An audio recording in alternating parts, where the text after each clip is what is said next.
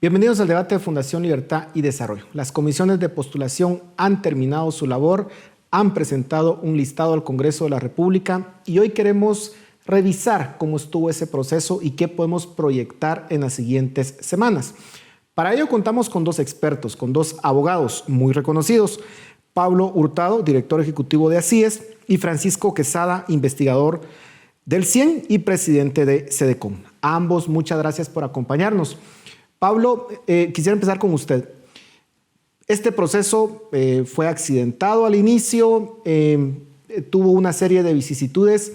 Sin embargo, ¿cuál es la evaluación final que podemos hacer de la labor que han realizado los comisionados en esta ocasión? Yo creo que, para ponerlo de una forma muy sintética, espero que aplique adecuadamente la expresión, nos fue mejor de lo que se podía esperar.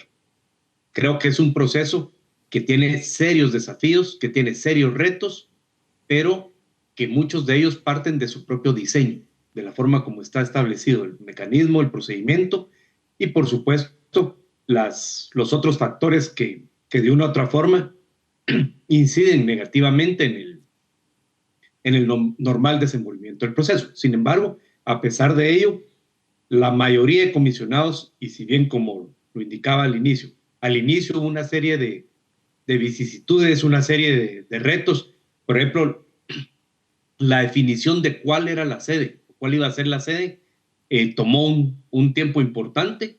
Realmente, más que cuál era la sede, yo creo que ahí se estaba dando una lucha de poder, un acomodo de las distintas corrientes que estaban dentro de la propia comisión de postulación, pero al final de cuentas y con un valioso apoyo que yo creo que es importante mencionar, de una resolución de la Corte de Constitucionalidad que dijo que debían cumplir dentro del plazo que la Constitución y las leyes establecen.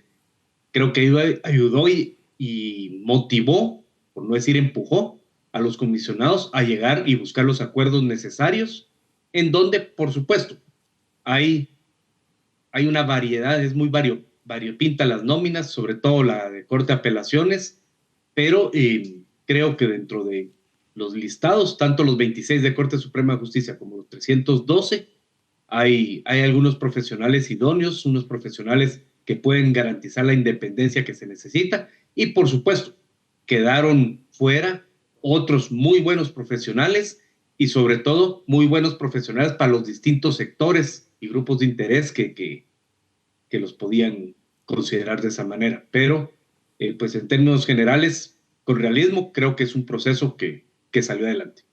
Francisco, uno escucha diversas críticas a varios de los que han quedado en la nómina, en este listado que se ha presentado al Congreso de la República. Y se escuchan críticas, digamos, de ambos lados del espectro ideológico.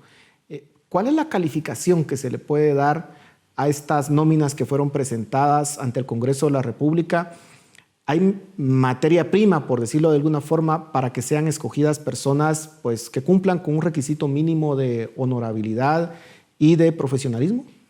La materia prima, como lo decís, que van a utilizar ya en esta última selección por parte del Congreso, pues prácticamente a nivel de la Corte Suprema de Justicia, la mayoría son personas que vienen de la carrera judicial, o sea, que son magistrados que se elevaron a ser candidatos para la Corte Suprema de Justicia. Un número muy pequeño, proporcionalmente pequeño, es el de abogados, digamos, que ejercen la profesión liberal. Entonces, lo que hay es una desproporción, digamos, en el sentido de los de carrera sobre los que están fuera, que la ley de la carrera judicial establece un equilibrio, ¿verdad? Una tercera parte, uno de los profesionales liberales, otro de los de carrera y otros que tienen esa profesión mixta, digamos. Entonces, aquí sí hay una desproporción. Entonces, la materia prima que va a salir es de personas que ya están en el ejercicio de la carrera judicial. Significa que prácticamente la expectativa es que el que le gusta cómo se desempeñó dentro de la sala, el que le gusta cuál ha sido los promedios en general de la justicia, pues esperar un poco más de lo mismo, esperar que el promedio no cambie, porque digamos no hubo un proceso de tanta oxigenación. No quiere decir que si a personas de fuera iban a mejorar el sistema, pero lo que hay es que son, digamos, prácticamente los mismos y que ya están, pues ahora estarán en otros tipos de competencias. Pablo, ya se han presentado algunos recursos legales, varios de hecho, y se esperaría que se sigan presentando otros recursos en los próximos días para tratar de anular el proceso que se vivió en las últimas semanas. ¿Ve usted algún ilícito, algún acto ilegal que se haya cometido en este proceso que pueda dar lugar a que efectivamente la Corte de Constitucionalidad pueda dar con lugar estos recursos que se han presentado? Si partimos del hecho que, vuelvo a mencionar, por un tema de diseño, el proceso perfecto no puede darse, difícilmente se puede dar porque hay muchas variantes, muchas situaciones que impiden que podamos aspirar y pensar en que se va a dar un proceso perfecto. No necesariamente los profesionales con más méritos son los que obtienen los mayores punteos. Muchas veces es hasta las formalidades que pueden darse en un expediente, en fin, una serie de circunstancias. Si tenemos eso presente, lógicamente van a haber algunos vacíos o algunos aspectos grises, por utilizar alguna denominación, de lo que podría pensarse en un proceso ideal y cómo se llevó a cabo. Sin embargo, pues si tomamos en cuenta y sobre todo el antecedente muy lamentable, que ya en una ocasión, por vía de estas impugnaciones, por vía de amparos, pasaron 4 años sin que se diera la renovación de uno de los poderes del Estado, pues yo creo que esta es una labor que compete más allá de las reglas de competencia, porque muchos de estos son jueces de primera instancia los que tienen que conocer, debe ser la Corte de Constitucionalidad la que establezca, ¿verdad?, hasta dónde una de estas situaciones, muchas de las cuales no previstas, porque no están previstas en la ley, ameritan o no el traerse abajo, perdón la expresión coloquial, ¿verdad? O dejar sin efecto todo este proceso. Entonces yo creo que eso es importante. Ojalá tanto los que conozcan de amparos a nivel de jueces de primera instancia como la propia Corte de Constitucionalidad estén muy conscientes y tengan muy presente justamente esa resolución que la propia CC estableció, en donde es imperativo, o sea, no es discrecional, no es a criterio de alguien, sino que es imperativo y debe de darse la renovación en el plazo constitucional. Francisco, algunos mencionan que durante el proceso de la elección de los postulantes a magistrados de las Cortes de Apelaciones, por el tiempo que ya estaban, digamos, contrarreloj, se dio una aprobación en consenso, en bloque, digamos, ya en la parte final de la elección. Algunos dicen que eso fue un proceso ilegal. ¿Es así o las comisiones tienen la facultad para proceder de esa forma? Mira, en este caso la ley de comisiones de postulación sí menciona el hecho de que conforme la nota va a ser revisado cada una de las candidaturas, van a ser votadas cada una de las candidaturas. Y en este caso, en el tema por lo numeroso que era y por las cortas horas que tenían para decidir, decidieron a la velocidad que llevaban que era mejor un tema, digamos, en bloque. Prácticamente decir, bueno, quiénes son los que queremos, decidamos sobre ellos y no vayámonos uno por uno, porque ya sabemos la dinámica del tiempo nos va a tomar el dedo en la puerta. Entonces lo hicieron más en bloque. La ley de comisiones de postulación no desarrolla el tema, solo dice que van a ir en ese orden descendente. Entonces, al final, pues fue aprobado por la mayoría, un consenso por los comisionados de la nueva dinámica.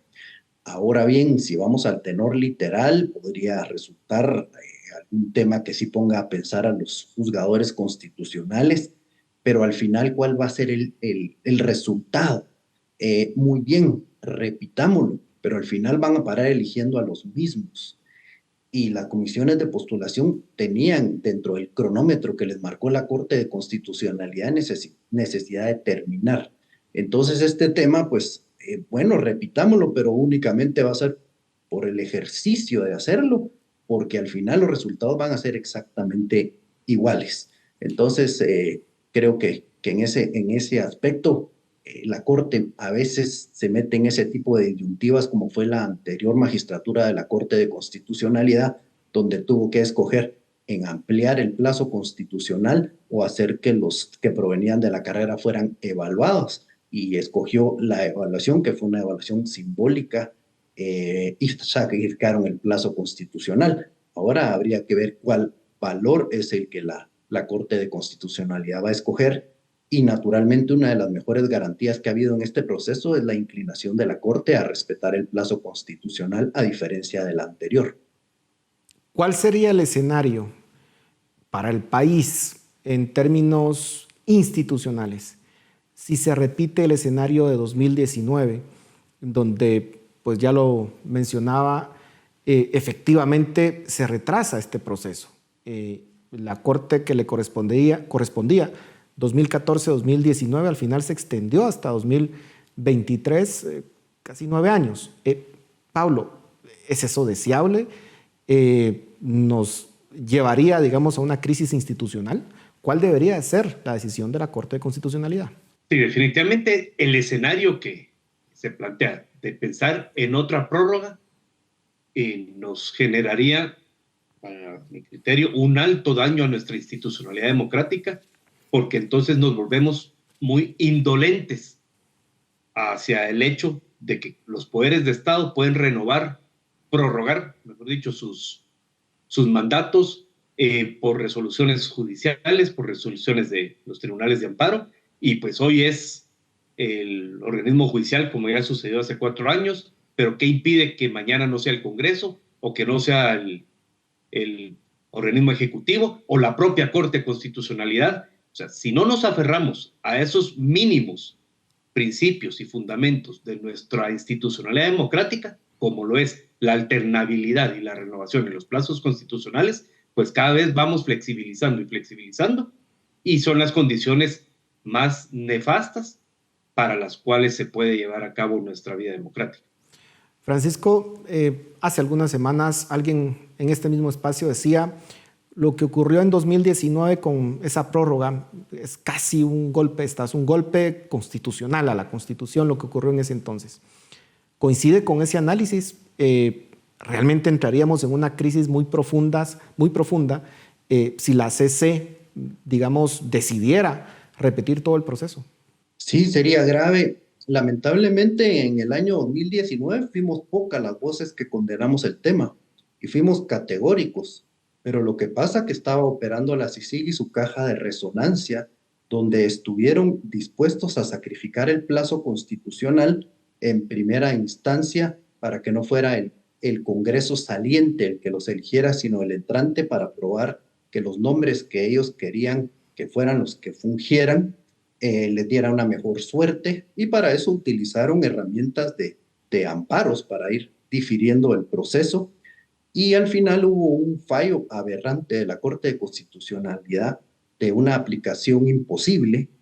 Era un fallo que los mismos diputados no sabían cómo ejecutar el fallo, y eso fueron difiriendo el tema bajo ese pretexto y fueron pasando los años, unos legítimamente porque no podían aplicar el fallo y otros que les convino porque lo que pasó es que sujetaron y subordinaron a la Corte Suprema de Justicia y a los demás magistrados a que si no hacían y tomaban las instrucciones que venían del Congreso, elegían. Entonces, eso sí creó un problema muy grande, severo. Fue una fractura en el sistema republicano que, como digo, fuimos pocas las voces que fuimos muy duras en este sentido. Muchas de las voces que hoy están pidiendo de que el plazo constitucional se debe respetar fueron aquellos que apoyaron ese asalto que hubo al sistema republicano.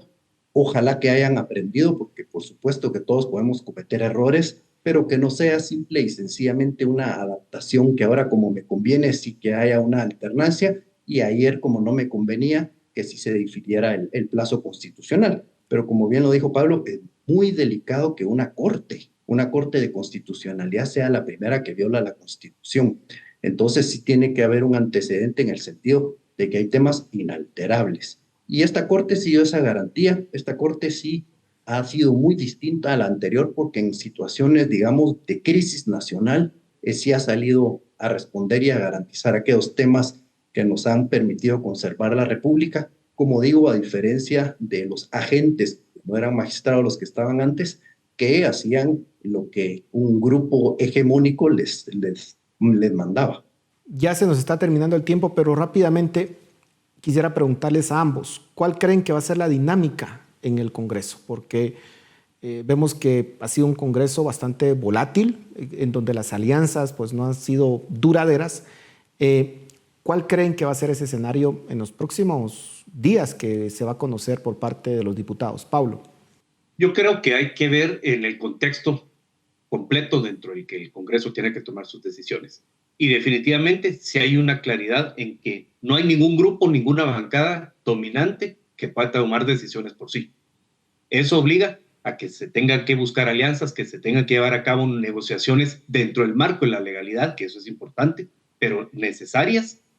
Y si lo vemos, está el tema del presupuesto general del Estado, está el tema de junta directiva, está el tema de la elección de magistrados, y creo que todo eso propicia la búsqueda de acuerdos, la búsqueda de consensos, reitero, dentro del marco de lo que lícitamente puede llevarse a cabo en esas negociaciones, y pues que concluya con la elección de los más idóneos profesionales dentro de las nóminas que fueron entregadas. Francisco, terminamos con usted. Pues creo que va a ser un interesante ejercicio porque por un lado pues hay una alianza de coyuntura, digamos, donde ya tiene un poquito de más solidez, digamos, la bancada oficial. Va a ser bastante decisiva si logra conservar esta alianza. El listado, yo veo que la mayoría de los que van a llegar ahí a seleccionarse no precisamente pueden venir de la gestión que hizo el partido oficial para seleccionar. O sea que van a tener una decisión difícil. Y eso en parte creo que va a ser beneficioso, va a ser difícil, pero beneficioso porque sí se va a ver pues un tema de una decisión bastante meditada. Va a ser lento el proceso, no creo que vaya a ser inmediato, pero va a haber un balance porque la mayoría de los candidatos que están llegando son candidatos que fueron elegidos mucho antes, o sea que ya están en la carrera y entraron, digamos, bajo elecciones de cortes anteriores a este legislativo. Entonces eso es lo que va a ser el tema donde no va a estar concentrada la fuerza en unos solos candidatos, sino que van a tener que hacer una rigurosa selección.